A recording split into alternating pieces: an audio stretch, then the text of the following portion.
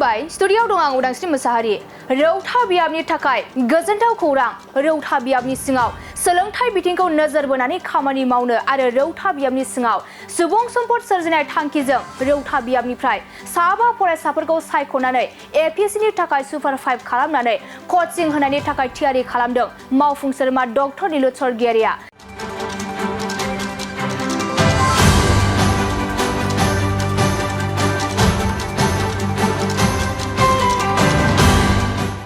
फैगौ बोसोरनि गेजेरावनो बेखौ मावफुंगोन होनना फोरमायो मावफुं सोद्रोमा डक्टर नीलु स्वर्गियारिया दिनै रौथा बियाबनि सिङाव थानाय थानसालि मन्दिर बायदि फसंथान आरो VCDC फोराव गासै मोनद' कमिउनिटि टयलेट आरो नलेज सेन्टारखौ बेखेवनानै होदों बिटिआरनि मावफुं सोद्रोमा डक्टर नीलु स्वर्गियारिया बे बेखेवनाय हाबाफारियाव बाहागो लानानै बेफोर बाथ्राखौ खौरांगिरिनि सिगाङाव फोरमायदों डक्टर नीलु स्वर्गियारिया आरो बिथाङा खौरांगिरिनि सिगाङाव फोरमायबावनाय बायदिब्ला फैगौ बोसोरनि गेजेराव रौथा बियाबनि सिङाव सुजित नार्जारि अडिटोरियाम मिनि स्टेडियाम मिनि सिनेमा हल आरो गोबां रायजो राजाफोरनि लुबैनाय आरो जेंनाखौ मावफुंना होगोन होनना फोरमायो बिटिआरनि मावफुं सोद्रोमा डक्टर नीलु स्वर्गियारिया बिटिआर सरकार मानिजाथाव जोंनि प्रमद बर'नि दैदेननाय नैबे सरकार जानायनि उनाव गोबां जोंनि ओनसोलाव गोबां जायगायाव गोबां डेभेलपमेन्ट खामानि गोग्लैसोनानै दङमोन दायो जोंनि बे सरकार फैनायनि उनाव जोंनि थानसालि मन्दिर नामघर बेफोराव गोबां टयलेटनि जि मा होनना बुङो समस्या अभाब बे अभाबखौ जोङो दिनै मेक्सिमाम जोङो 70% दिनै अभाब पुरन खालामबाय दा बिनिखायनो आं नोंथांमोननि चेनेलनि गेजेरजों दिनै जोंनि मानिजाथाव चिफ प्रमद बर' बिथांखौ थेंक इउ धन्यबाद होयो आरो जोंनि मानिजाथाव डिपुटि चिफ जोंनि गबिन्द चन्द्र बिथांखौबो जोङो धन्यबाद होयो खारन बिथांमोननि जि अननाय बे अननायाव आंनि नैबे बियाब रौता समस्तियाव दिनै मोनसेनि उनाव मोनसे डेभेलपमेन्टेल खामानिफोरा जाबाय थादों रायजोफोरा खोब गोजोननाय मोनदों रायजोफोरा लैहोर लैहोर जोंखौ हेफाजाब होदों मदद होदों जाबायदि लैहोर लैहोर फैनानै हेफाजाब होनानै जोंखौ देरहासार होदोंमोन थिग बे रोखोमैनो जोंनि ओनसोलाव दिनै डेभेलपमेन्टनि खामानियाबो मोनसेनि उनाव मोनसे जाफुंसारनायखौ नुनानै रायजो राजाफोरा दिनै गोजोननाय फोरमायदों आरो जोंबो गोजोननाय मोनदों जे गोबां जोंनि शिब मन्दिर बाथौ थानसालि बेबायदियाव टयलेटनि जि समस्या दंमोन आरो माखासे जों बाउन्डारि वालफोरनि समस्या दंमोन थानसालिफोराव गोबां जेनेबा रांफोरनि समस्या दंमोन बेखौ दिनै जोंनि माइनाव सोरां बिथांखिनि मा होनना बुङो जोंनि आलारि सोरां बिथांखिनि गेजेरजों जोङो 2 लाख गोबां थानसालिफोराव मन्दिरफोराव होनो हानानै रायजो राजाफोरा दिनै गोबां गोजोननाय फोरमायदों आरो गोबां जोंजों माने जुगाजुग लानानै जोंनो साबायखर जासिदों फैगौ 1 बोसोराव जे नोंथांमोननि सरकार 1 बोसोरसो दंबावो आरो फैबाय थानाय 1 बोसोराव रौता बियाबनि थाखाय मा जौगाथायनि फैबाय थानाय 1 बोसोराव रौतायाव जोंहा सुजित नार्जारि अडिटोरियाम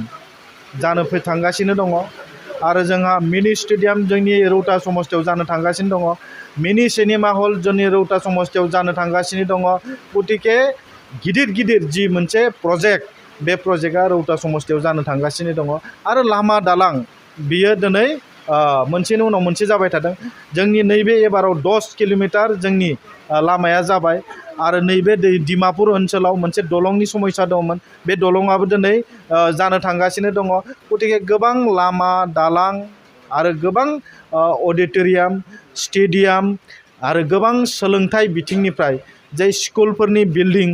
आरो गोबां स्कुलाव जों मेरामति खालामनाय गोदान स्कुल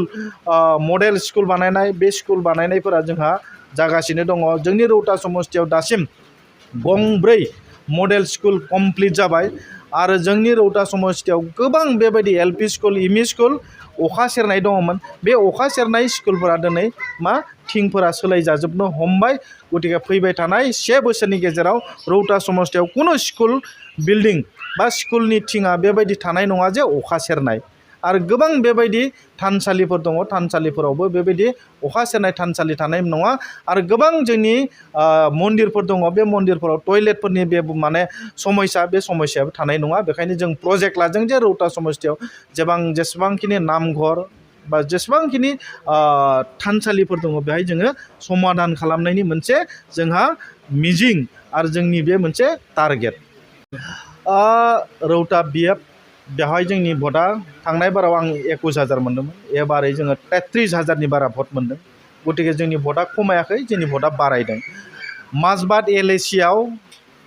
बिपिएफनि सासे एमएलए दंमोन बिथाङा थांनाय बाराव 53,000 भट मोन्दोंमोन एबारै खमायनानै बिथाङा 40,000आव फैबाय दायो जोङो बिजेपि इउपिपिएल 70,000नि क्रस खालामनानै जोङो माजबाद समष्टिखौ दखल खालामनो हाबाय गतिके जोङो रौता समष्टियाव जोंनि इउपिपिएलनि भटारा खमायाखै बारायदोंसो आरो माजबादावबो जेनेबा मा होनना बुङो पासनि सेरफाङावबो जोंहा भटारा खमायाखै बारायदोंसो गतिके फैबाय थानाय समाव आरो बिनिख्रुइ बारायगोनखौ जों नुहुरदों गतिके जोंहा नैबे रौता समष्टियाव भटनि रायजो राजाफोरनि अननायखौ जों बांसिननिफ्राय बांसिन मोन्दों जों बेखौनो दिनै बुंनो नागिरो बेखायनो आं नोंथांमोननि चेनेलनि गेजेरजों आं गासैबो जोंनि रौता ओनसोलनि रायजो राजाफोरखौ बेबायदि लैहोर लैहोर भट होनानै जोंखौ हेफाजाब आरो मदद होनायनि थाखाय आङो साबायखर जासियो फैबाय थानाय समावहाय नोंथाङा जे मख'जाथाव मा खामानि मावगोन रौतायाव देरसिन जौगाथायनि बिथिङाव खामानि मा मावगोन नोंथाङा फैबाय थानाय 1 बोसोरनि गेजेराव रौता समष्टियाव आङो सोलोंथाइनि बिथिङाव मोनसे मोजां खामानि मावनो नागिरदों बेयो जाबाय जोंनि सोलोंथाइनि जि इनफ्रास्ट्राक्चार बे इनफ्रास्ट्राक्चारखौ थिक खालामगोन आरो रौता समष्टियाव आङो सुपार 5 मोनसे एपिएससिनि कचिं बिनि थाखाय जोङो सिन्था सरसा खालामबाय थादों आरो बेखौ फैबाय थानाय 1 बोसोरनि गेजेराव सुपार 5 एपिएससिनि थाखाय जोङो मोनसे मा होनना बुङो कचिं हरनायनि थाखाय जोङो मोनसे प्लेनिं खालामनाय जादों गतिके जोङो जोंनि ओनसोलनि सोलोंथाइनि जि हार आरो क्वालिटि एजुकेशन सुबुं सम्पद दानाय बे सुबुं सम्पद दानायनि जि माने बेबस्था बे बेबस्थाखौ रौता समष्टिनिफ्राय आङो जागायजेननानै जोंनि ओनसोलनिफ्रायनो मोजां मोजां सुबुं सम्पद दिहुननायनि मोनसे जोङो परिकल्पना मोनसे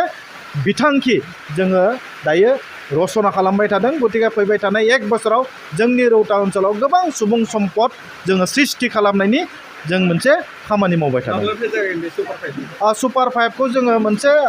प्लेनिं खालामबाय थादों बे सुपार 5आ फैबाय थानाय 6 मान्थनि गेजेराव जोङो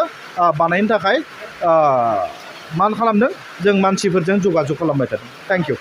एक्सेलेन्ट एकाडेमि बागानपारायाव 11 थाखोनि मुं थिसननाया सोलिगासिनो दं गोसो गुदुं फरायसा फरायसुलिफ्रा गुन गोनां सोलोंथाइ मोननो थाखाय एक्सेलेन्ट एकाडेमि बागानपारायाव मुं थिसननो हागोन बाक्सा जिल्लानि बागानपारा सारियालिनि सानजा फारसे थांनाय लामानि साखाथियाव दं एक्सेलेन्ट एकाडेमि बागानपारा बे एक्सेलेन्ट एकाडेमि बागानपारायाव नांगौबादि गुन गोनां सोलोंथाइनि राहा दं थिखानाय आयदा हिसाबै इंराजि आयदाखौ लाथारनांगोन बेजों लोगोसे एसामिस बड' हिन्दी नेपाली अल्टारनेटिभ इंलिश सायख'नानै लानो हागोन आरो पलिटिकल साइन्स एडुकेशन एडभान्स एसामिस एडभान्स बड' लजिक एन्ड फिलसफी इकनमिक्स जिअग्राफी एन्थ्रपलजी बायदि आयदाखौ सायख'नानै लानो हागोन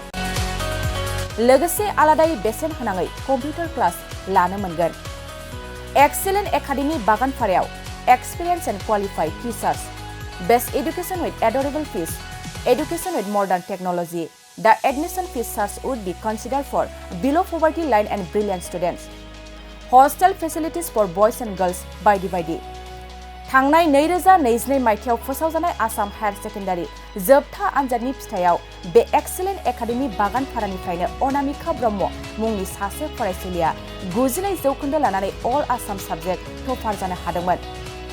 लोगोसे बोहैथि बोसोर 2024 मायथाइनि थाखाय एक्सेलेन्ट एकाडेमि बागानपारायाव गोसो गुदुं फरायसाफ्रा मुं थिसननो थाखाय फरायसालियाव फैनानै फर्मखौ लांफैनो हासिगोन आरो मुं थिसननो हासिगोन